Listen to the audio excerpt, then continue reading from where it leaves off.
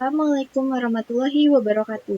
Nama saya Imelda Dwi Putri dari Teknologi Rekayasa Internet 4A dengan NPM 247822012. Di sini saya akan melakukan hands-on untuk kuis 1, Open-Ended Project dengan topik Modern AI. Nah, di sini terdapat deskripsi untuk kuis 1, yaitu saya akan membacakannya. Jadi, setelah mempelajari teori mengenai summarization, ekstraksi teks, dan teknik dasar prompt engineering, kini saatnya Anda mengaplikasikan pemahaman tersebut ke dalam sebuah simulasi kasus nyata. Tugas ini bersifat open-ended atau terbuka, artinya Anda memiliki kebebasan untuk menentukan topik. Namun harus tetap mengikuti koridor teknis yang telah dipelajari. Fokus utama penilaian bukan pada jawaban benar dari AI, melainkan pada kualitas alur kerja atau workflow dan kemampuan Anda dalam melakukan iterasi prompt. Nah, jadi di sini terdapat pilihan topik proyek. Yang pertama, silakan pilih salah satu dari skenario berikut, ajukan ide orisinal Anda sendiri yang setara tingkat kesulitannya. Yang pertama ada studi buddy atau rakan belajar. Jadi, di skenario menggunakan AI untuk merangkum jurnal ilmiah yang panjang, lalu mengekstrak data penting menjadi tabel struktur, atau kita bisa membuat simulasi kuis persiapan untuk ujian. Lalu yang kedua ada writing assistant atau asisten penulisan. Skenarionya yaitu menggunakan fitur speech to text untuk mendikte ide, kemudian meminta AI untuk memperbaiki tata bahasa, lalu mengubah tone tulisan atau melakukan validasi data fact checking. Lalu di sini ada yang ketiga ada research and planning atau perencanaan dan riset. Jadi di sini kita meminta AI menyusun rencana perjalanan atau itinerary untuk rencana bisnis dengan batasan yang ketat dan kompleks, serta menyajikannya dalam format data yang rapi. Nah, di sini ada deliverables. Jadi di sini mahasiswa wajib mengumpulkan dua hal ini. Yang pertama ada video hands-on, lalu laporan refleksi singkat. Oke, nah di sini ada kriteria penilaian. Yang pertama ada kompleksitas workflow atau mahasiswa mampu menggabungkan beberapa fitur, bukan hanya satu pertanyaan sederhana. Lalu yang kedua ada iterasi prompt, yaitu video menunjukkan adanya proses perbaikan.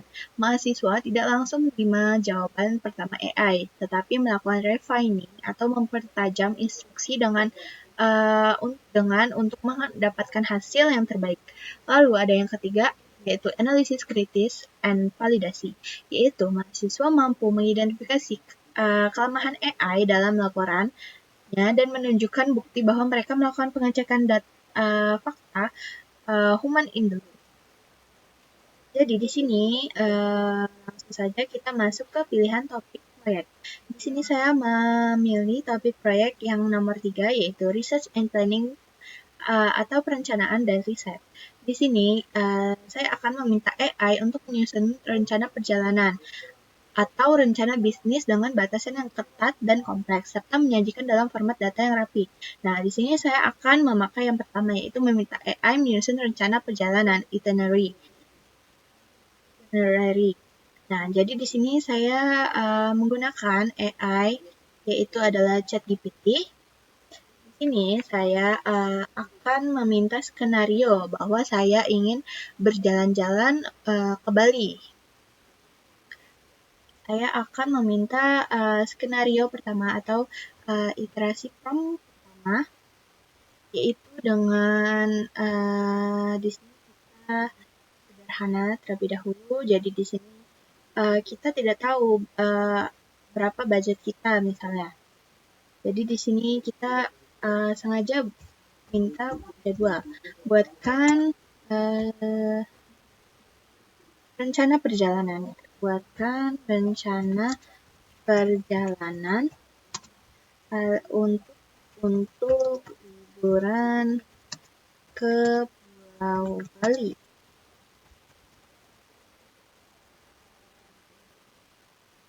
Dari Bandara Lampung.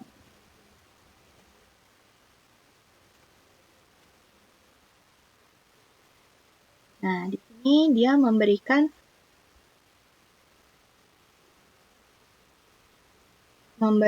jawaban, yaitu berikut rencana perjalanan itinerary itinerary liburan ke Bali dari Bandar Lampung selama 4 hari 3 malam. Dia udah meminta kita selama 4 hari 3 malam. Cukup santai tapi tetap padat pengalaman. Nah, di sini jelas hari 0 persiapan dan keberangkatan. Jadi kita dari rute dari Bandar Lampung ke Bali yaitu menggunakan pesawat. Dia merekomendasikan dari Bandara Raden Intan II Airport ke Ngurah Rai International Airport. Biasanya transit dulu di Jakarta, kata AI. Nah, durasinya dia memberikan durasi, lalu dia memberikan tips juga.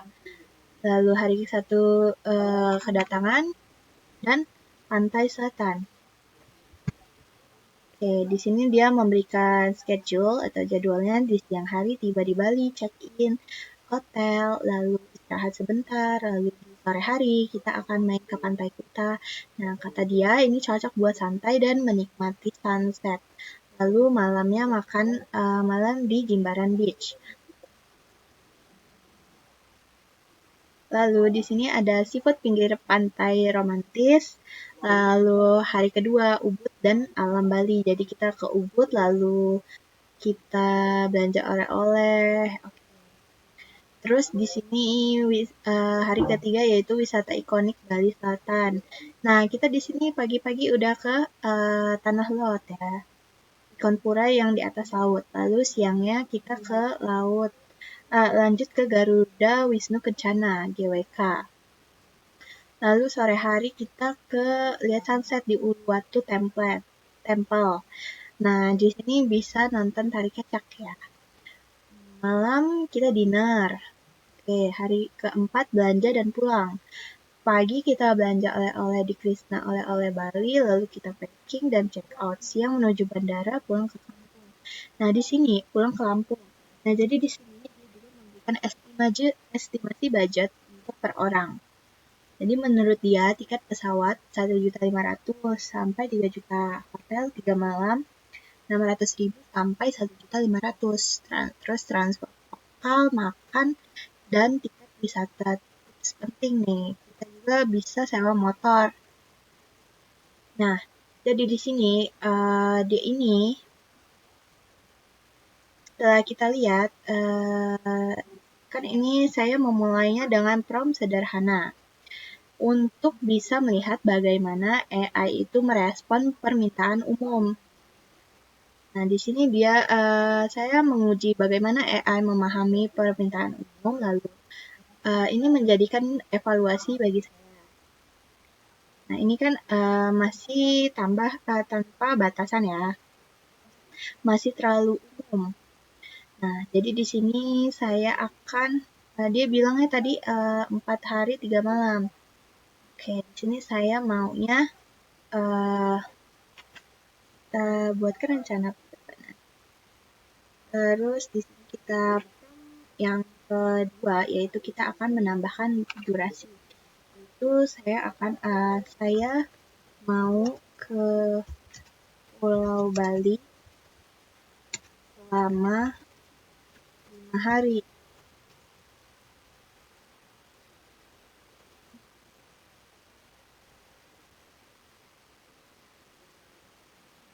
Nah, ini kata dia ini bisa santai tanpa buru-buru. Dia memberikan seperti tadi jadwal-jadwal seperti tadi. Lalu di sini dia memberikan recommended yang baru. Tapi ini menurut saya dia masih terlalu umum ya. Jadi di sini kan saya udah memberikan waktu selama 5 hari. Jadi di sini saya batasi waktunya agar rencananya lebih terstruktur. Nah, durasi ini juga membantu pembagian aktivitas per hari.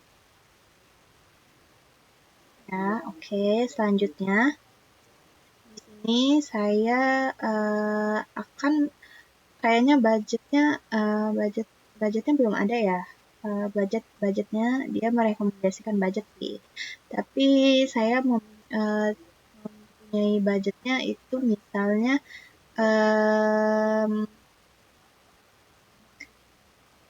budgetnya 7 juta. 7 juta. Misalnya saya akan memiliki budget yaitu 10 juta deh. Nah, jadi di sini saya ingin ke Bali 5 hari dengan budget 10 juta rupiah.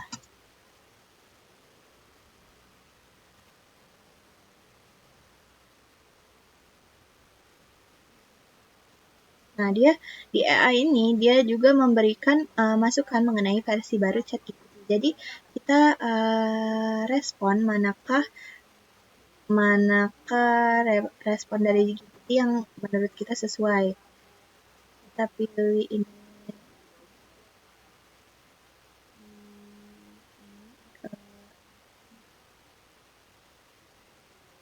Nah, di sini kita bisa pilih ini, jadi dia memberikan gambaran budget yaitu 5 hari 1 orang.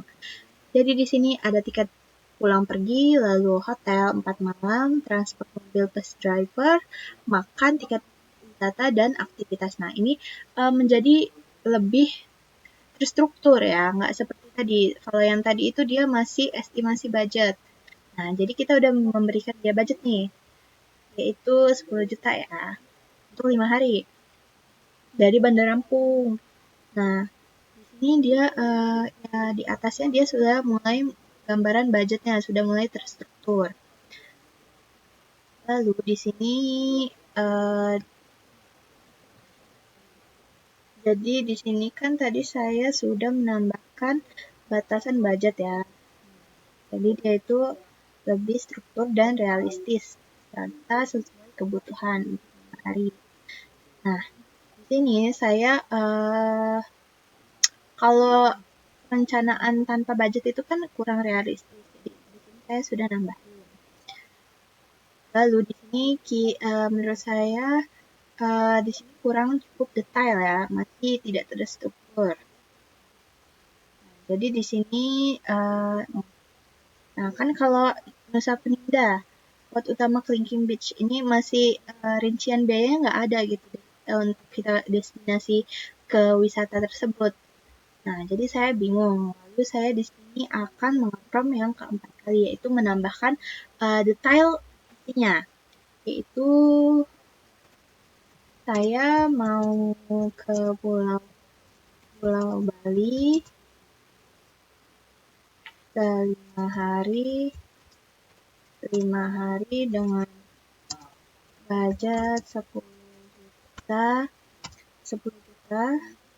Lalu saya akan meminta rincian biaya dan destinasi wisatanya, atau rincian biaya untuk destinasi.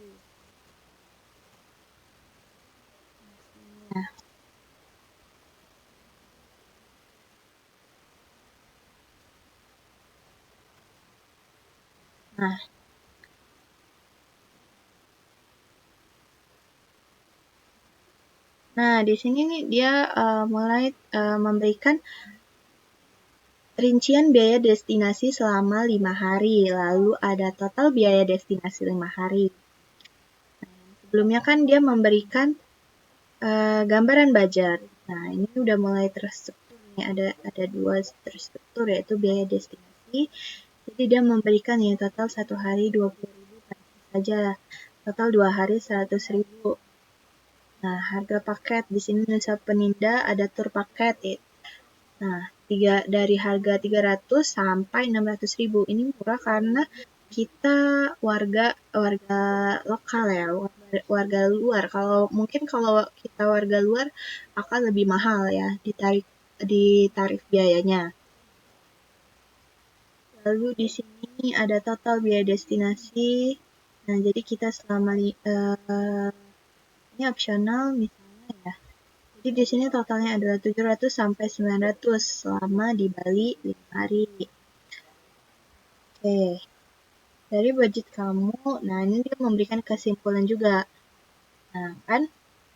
Jadi di sini saya memperjelas nih kebutuhan dengan menambahkan rincian biaya untuk destinasi wisata. Jadi kita nggak usah bingung untuk membawa budgetnya.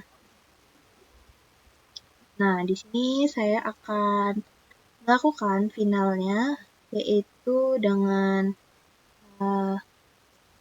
saya ingin ke Bali, ke Pulau Bali selama 5 hari dengan budget 10 juta rupiah.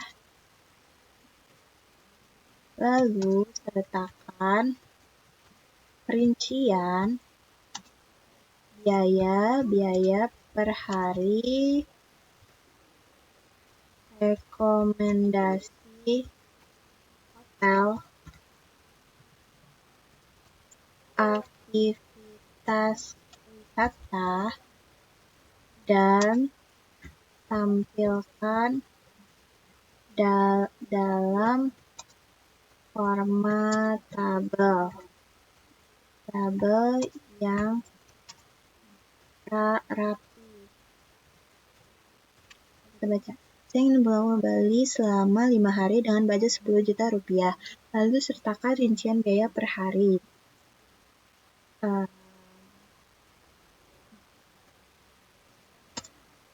Mulai dari destinasi wisata dan lain-lain. Rekomendasi hotel, aktivitas wisata, dan tampilkan dalam format tabel yang rapi. Oke. Nah, kita enter. Nah, di sini dia buatkan itinerary dan rincian biaya 5 hari di Bali dengan budget 10 juta. Jadi dia merekomendasikan hotel 4 malam di area Seminyak atau Kuta. Nah, di sini hotel budget nyaman dengan harga 400 sampai 700 ribu per malam, lalu total 4 malam yaitu kurang lebih 2 juta. Nah, dia memberikan tabel rincian per hari nih, jadi dia lebih terstruktur. Nah, di sini tabel rincian per hari yaitu hari 1 kedatangan dan kita pergi ke pantai ya. Jadi di sini ada kategori detail estimasi. Dia memberikan kategori transport, detailnya dari bandara ke hotel. Estimasinya 100.000 ya harganya. Lalu di hotel kita 1 malam dengan biaya 500.000. Wisata yaitu Pantai Kuta gratis, makan 2-3 kali makan 150.000. Lain-lain snack atau parkir yaitu 50.000. Jadi di sini total hari 1.800.000. 800.000. Lalu hari kedua Ubud dan alam. Jadi di sini juga ada kategori detail dan estimasi. Nah, di sini juga dia menyantumkan ASPPI DPD Bali, tiket masuk wisata ya. Di sini ada ininya. Nah, di sini hari kedua Ubud dan alam, yaitu kategorinya di sini ada transport, hotel, wisata makan. Detailnya kita transport yaitu sewa mobil plus driver. Nah, kan kalau misalnya kita ke Bali, kita nggak ada transport tuh. Kita bisa sewa mobil sama drivernya. Atau kita bisa nyetir sendiri tuh. Jadi kita bisa nyewa mobilnya sendiri. Nyewa mobilnya aja. Terus dengan estimasi itu 600.000. Lalu hotelnya 1 malam itu tetap 500.000. Wisatanya yaitu Tegalalang Rice Terrace yaitu 20.000. Wisatanya Sacred Mount Cave Forest Sanctuary yaitu 60.000. Lalu ada Tegunungan Waterfall 20.000. Lalu 3 kali makan plus kopi menurut dia yaitu 200.000. Nah, jadi total hari kedua yaitu 1.400.000. Lalu hari ketiga di Nusa Peninda, highlight-nya. Di sini ada kategorinya paket wisata Nusa Peninda all in ya. Jadi estimasinya 400, hotel 1 malam 500, makan tambahan atau snack 100.000. Total hari ketiga yaitu 1 juta. Oke, hari keempat Icon Bali dan Sunset. Nah, di sini ada ada kategori detail estimasi, lalu hari kelima oleh-oleh dan pulang. Nah, kita juga bisa beli oleh-oleh di Krishna Oleh-oleh Bali. Nah, ini menyesuaikan budget kita ya. Kita mau beli oleh-oleh banyak atau dikit. Lalu di sini ada rekap total biaya. Kategori total hari 1, hari 2, hari 3, hari 4, hari 5, totalnya. Jadi subtotal di Bali itu kita menghabiskan 5.385.000.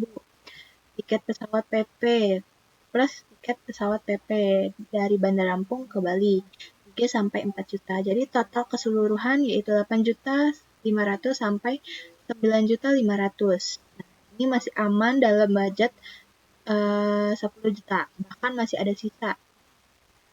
Kita bisa spa atau beach club atau upgrade hotel. Nah, di sini saya menyempurnakan prompt dengan menambahkan format tabel dan detail. Format tabel dan detail lengkap agar hasilnya itu lebih terstruktur dan siap digunakan oleh saya jika saya ke Bali. Nah, dapat dilihat ini ada struktur, lalu ini saya ini bentar kita lihat analisis.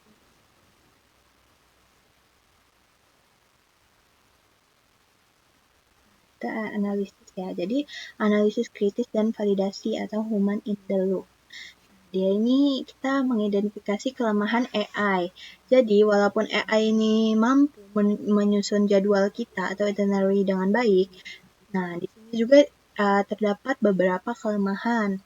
Jadi estimasi biaya ini bisa saja tidak akurat ya. Tidak selalu akurat. Nah, AI ini memberikan angka rata-rata. Jadi dia tidak mempertimbangkan musim liburan atau promo serta kenaikan harga. Nah, contohnya kayak kalau kita pesan tiket di Bali itu kan bisa berubah tergantung waktu. Kalau misalnya hari liburan pasti banyak yang liburan ke Bali dan harga tiket itu bisa naik. Nah, harga hotel juga bisa naik nih saat ada high season. Nah, lalu waktunya itu bisa jadi tidak real time. Nah, jadi jadwal atau harga itu bisa berubah ya. Lalu di sini ada generasi rekomendasi, itu tempat wisata yang diberikan juga cukup populer ya. Jadi banyak yang tahu juga. Nah, jadi tidak selalu dia itu tidak selalu sesuai preferensi personal. Nah, terus jadi proses validasinya yaitu validasi. Kita juga harus validasi harga tiket dan hotel. Saya melakukan pengecekannya, itu bisa jadi di Traveloka atau tiket.com. Lalu hasilnya itu sesuai kisaran, bisa berubah tergantung tanggal seperti saya yang bilang tadi. Lalu di sini saya bisa validasi lagi destinasi wisatanya, ngecek langsung, memastikan tempat wisatanya benar-benar ada dan populer. Seperti kayak Pantai Kuta tadi, terus Tegalalang Rice Terrace, Kelingking Beach. Nah, jadi semua lokasi tadi itu harus dicek dan apakah benar lokasi ini ada. Jadi kita jangan trust langsung percaya ke AI. Nah, terus yang ketiga yaitu adalah validasi biaya aktivitas. Nah, jadi bandingkan juga dengan blog travel dan review wisata. Jadi ada wisatawan yang udah ke sana, terus dia membagi informasi tentang dia di sana. Jadi kita bisa mereview harga-harga berapa sih yang ada di sana, oleh-oleh yang ada di sana dengan harga berapa. Lalu kita juga mengecek kembali harga tiket masuk wisata. Bisa jadi harga tiketnya naik. Nah, biayanya mendekati realistis juga, tetapi perlu dicek ulang. Lalu kesimpulan dari hasil analisis ini, jadi AI ini sangat membantu dalam menyusun rencana perjalanan secara cepat dan terstruktur. Namun juga, hasil yang diberikan masih memerlukan validasi oleh kita sendiri, terutama pada aspek harga dan kondisi terbaru. Jadi, oleh karena itu, peran human in the loop sangat penting untuk memastikan informasi yang digunakan akurat dan relevan. Oke, jadi sekian kuis satu dari saya. Wassalamualaikum warahmatullahi wabarakatuh.